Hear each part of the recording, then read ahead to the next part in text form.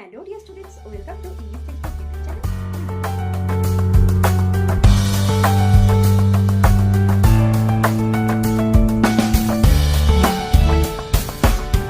Hello dear students, welcome to English Textbook YouTube channel. We make English easy. আমি অশোকা চলে এসেছি আরও একবার তোমাদের জন্য একটি নতুন টপিক নিয়ে। তো আজকের ভিডিওতে আলোচনা করব এবিডিএ টেস্ট পেপার মাধ্যমিক এক্সামিনেশন 2024-2025 এর পেজ নাম্বার 377 এর একটি রাইটিং নিয়ে। বেসিক্যালি আজকের ভিডিওতে একটি স্টোরি রাইটিং নিয়ে আলোচনা করতে চলেছি এবং এই যে স্টোরিটি নিয়ে আলোচনা করব এটি কিন্তু অনেকগুলো সেটেই ইভেন তিনটে যে তোমাদের টেস্ট পেপার হয় তিনটে টেস্ট পেপারেই কিন্তু এবিটিএ ডব্লিউবিএ যে তারপরে মাধ্যমিক তোমাদের স্কুল থেকে যেটা প্রোভাইড করা হয়েছে সেটাতেও কিন্তু এই স্টোরিটা কিন্তু অনেকবার রয়েছে। তো আমার মনে হয় এই স্টোরিটা তোমাদের দেখে যাওয়া উচিত। এছাড়া অন্যান্য কয়েকটা স্কুলে দেখলাম এটা কিন্তু টেস্টেও দিয়েছিল। তো যাই হোক, তো দেখো শুরু করছি। আজকে যে স্টোরি রাইটিং নিয়ে আলোচনা করব সেটি তার আগে বলে রাখি, আমাদের চ্যানেলে যারা নতুন ভিউয়ার্স আছো তারা কিন্তু অবশ্যই আমাদের channel English text book subscribe করে আমাদের পাশে থাকবে এবং যারা আগের ভিডিওগুলো দেখোনি তারা কিন্তু অবশ্যই আই বাটনে ক্লিক করে প্লেলিস্টটা একবার দেখে নিতে পারো।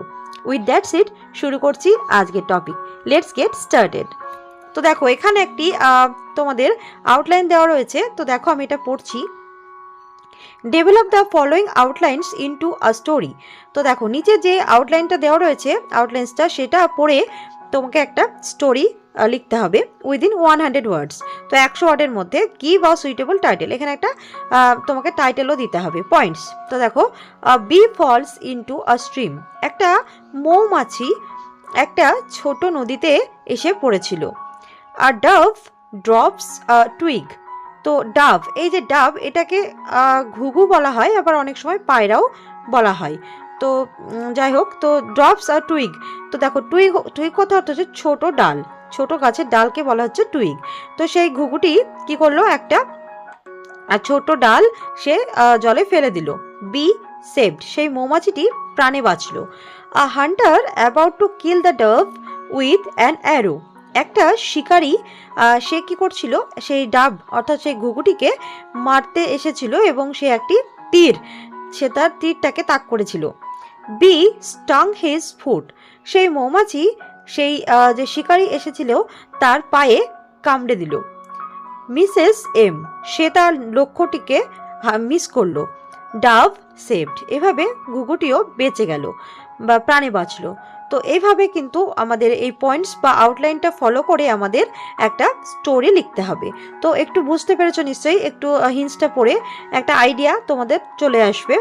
তো যাই হোক, তো এটা বেস করে আমি স্টোরি রাইটিংটা লিখেছি। তো দেখো ফার্স্টে তোমাদের যেটা কাজ, তোমরা তো জানোই যে একটা তোমাদের টাইটেল লিখতে হবে, আ বি অ্যান্ড আ ডাভ। এটা লিখলে আচ্ছা, তারপরে দেখো প্রথমটা কিভাবে শুরু করবে। ওয়ান সানি ডে, একটা রৌদ্র ঝলমলে দিনে a bee fell into a stream. তো একটা মৌমাছি কি হলো, একটা ছোট নদীতে পড়ে গেল কোনোভাবে। ইট ওয়াজ আ ফাস্ট ফ্লোয়িং স্ট্রিম। তো যেহেতু এই নদীটি ছিল এবং সে নদীর জলটা বা স্রোতটা ছিল ফাস্ট ফ্লোয়িং, বা এটা খুব দ্রুতই বয়ে যাচ্ছিল, এটা খুব দ্রুতই বইছিল। সো তাই the bee was struggling to stay afloat.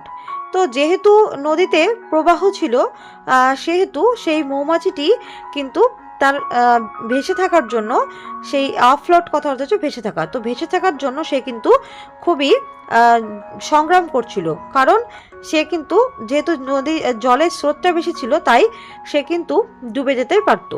তো সেই জন্য সে খুব সংগ্রাম করছিল যাতে সে যে কোনোভাবে সে নিজেকে ভাসিয়ে রাখার চেষ্টা করছিল। আর ডাভ পার্সড নিয়ার বাই ট্রি, একটা ঘুঘু পাখি সে কিন্তু একটা কাছেই একটা গাছের ডালে সে কিন্তু বসেছিল। ইট স দ্য বিজ স্ট্রাগল, তো সে ওখান থেকে বসে লক্ষ্য করছিল যে এই যে মৌমাছিটা তার বেঁচে থাকার জন্য অনেক সংগ্রাম করছে। তো এবার সে কিন্তু এটা লক্ষ্য করছিল দূরে বসেই, দূরে নয় কাছে একটি গাছে বসে সে কিন্তু এটা লক্ষ্য করছিল। তোমরা নিশ্চয় জানো যে ঘুঘু বা পায়রাদের একটা সিঁড়ি বলে একটা বস্তু থাকে, যেটার থেকে তারা দূরে থাকা কোনো বস্তুকে কিন্তু দেখতে পায়। তো এটা হচ্ছে যাই হোক, তো সেই ঘুঘুটি দেখলো যে মৌমাছিটি কিন্তু খুব বেঁচে থাকার জন্য খুব সংগ্রাম করছে। It dropped a twig into the river. সে কি করলো, সে একটা গাছে তো বসেই ছিল, গাছ থেকে একটা ছোট ডাল সে জলের মধ্যে ফেলে দিল, জলের মধ্যে দিয়ে ফেলে দিল যাতে সেই মৌমাছিটি সেটাকে আঁকড়ে বাঁচতে পারে। তো দেখো তারপরে কি করলো সেটা, the bee grasped the twig and was saved. তো সেই মৌমাছিটি সেই যে ছোট্ট যে ডালটি সেটাকে আঁকড়ে ধরলো এবং নিজে প্রাণে বাঁচল। আচ্ছা, তো এখানে কি হতো, যদি সেই ঘুঘুটি ওকে লক্ষ্য না করতো তাহলে কিন্তু সে হয়তো মারা যেত, সে কিন্তু বাঁচত না। লেটার, কিছুদিন পরে বা পরবর্তীতে, Hunter aimed at his arrow at the dove. তো অনেকদিন পরে কি হলো, কিছু দিন পরে একটা শিকারী, তা এখানে তোমরা লেটারের পরিবর্তে আফটার সাম ডেজ এরকম লিখতে পারো, বা এরকম লিখে তারপরে লিখবে Hunter came in the forest লিখলে, বা ইন দ্য জাঙ্গল লিখলে তারপরে তোমরা লিখতে পারো ফুলস্টপ দিয়ে he aimed at his arrow at the ডাব।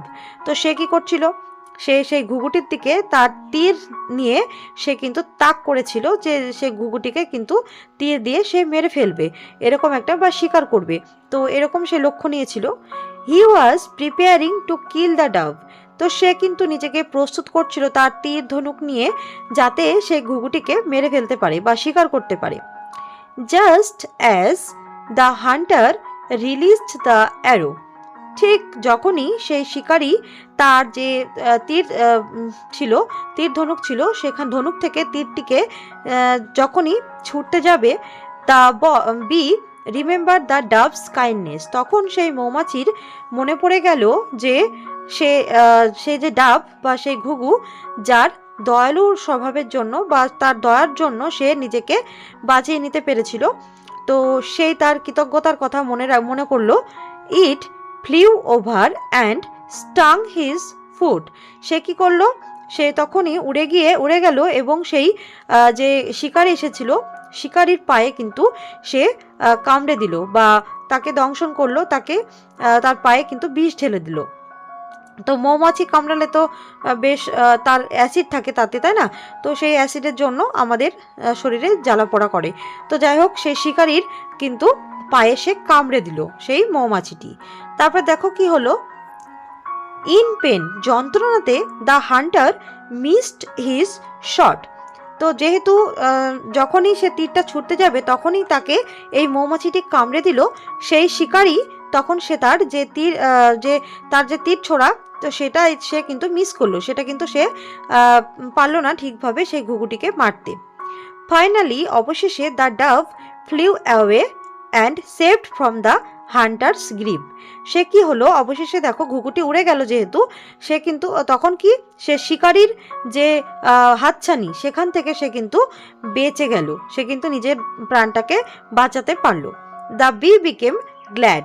তখন সেই মৌমাছিও খুব খুশি হলো। কেন? কারণ সে তাকে বাঁচাতে পেরেছে। তো এই গল্পের মোরাল কি দেখো, kindness never goes unrewarded, the kindness never goes unrewarded. তো কাইন্ডনেস, দয়াশীলতা কখনোই কিন্তু অপুরস্কৃত হয় না, তো কখনো সেটা বিফলে যায় না।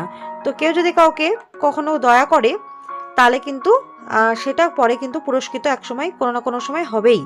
তো এই হচ্ছে আজকের গল্পের মোরাল। যেমনটা ডাভ প্রথমে মৌমাছিকে বাঁচালো, একইভাবে মৌমাছিও তার কৃতজ্ঞতাবশত সে কিন্তু ঘুঘুটিকেও কিন্তু বাঁচিয়ে নিল। তো এইভাবে গল্পটা এখানেই শেষ হচ্ছে। So that's all for today. Do like, comment, share and subscribe our channel English Textbook for more videos. We will meet in our next video. Thanks for watching.